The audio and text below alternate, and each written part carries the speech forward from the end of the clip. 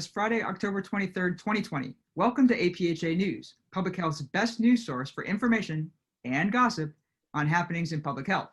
Tonight's lead story is the transition of 1/3 of the APHA Executive Board. Deanna? Yes, thank you, Lisa. And we're starting with Betty B. Daniels. She's an associate professor at Grinnell University School of Nursing. She has been involved in public health nursing practice and teaching for more than 30 years and has worked closely with practicing public health professionals in the state of Georgia and nationally through APHA activities. So now, Lisa, what's the gossip? Can you tell us more about Betty? Sure, I've worked with Betty in quite a few meetings for a lot of years. I highly respect her commitment and her attention to detail. Yes, I agree. That's very nice. So what else do you remember about her? Well, she's a Georgia girl through and through. She once mentioned that she loves still waters and roaring seas, which is probably why she did such a great job as the executive board chair in 2019. I agree. Maybe we were more like roaring seas. Anything else about her? Well, did you hear that she has a couple of grandbabies? Plus, I know she loves cookies, and I know she loves wine. Yes, I do too. And that's just lovely. We did a little digging and we found this evidence. Aldana Chestnut is employed by Johnson County Department of Health and Environment as Division Director of Child Care Licensing. She's a member of the inaugural class of Kansas Public Health Leadership Institute and served on their advisory board after program completion. Deanna, I think you know all kinds of fun facts about Aldana. Care to share a few? Yes, I would love to. And yes, I do know some fun facts. Aldana and I ran together for the executive board back in 2017. And boy, did we run 15,000 steps, actually over 15,000 steps every day while at the annual meeting. I remember running for office too. I think my feet still hurt. Any gossip on Aldana? Yes, can you believe she wants to run again? I mean, is she crazy or just very dedicated? I think probably a little bit of both. I know she'll do just about anything for APHA. When she commits, she truly commits. I mean, she is a Kansas City Chiefs fan, so. Indeed. Well, we'll find out what's next on Aldana's journey after the governing council meeting tomorrow. Best of luck to you. Dr. Linda Ray Murray has spent her career serving the medically underserved. She's worked in a variety of settings, including practicing occupational medicine at a workers' clinic in Canada, residency director for occupational medicine at Meharry Medical College, and bureau chief for the Chicago Department of Health under Mayor Harold Washington.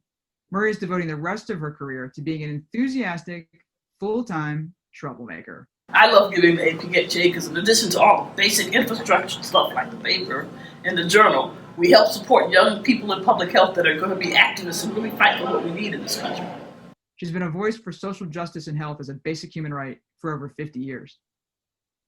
Yes, and actually now is the time that we need her voice more than ever in this era of social and racial justice.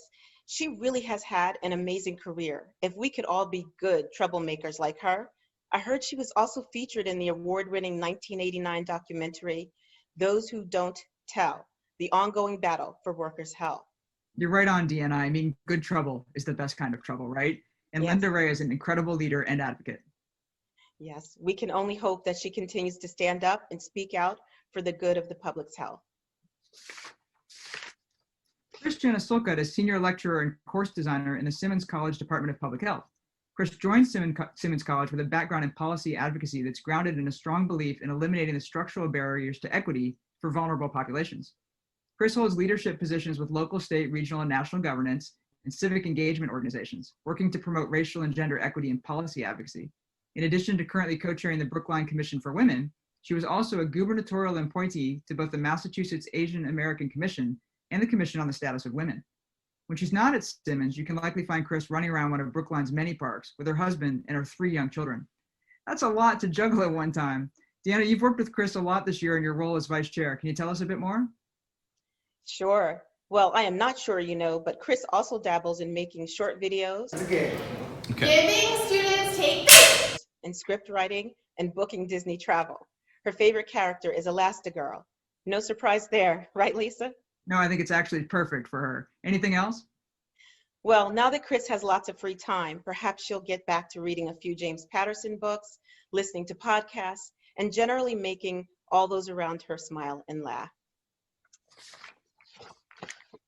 So next we have Pam Altonen. She studied nursing at St. Olaf College. She received her public health nursing degree while in Chicago.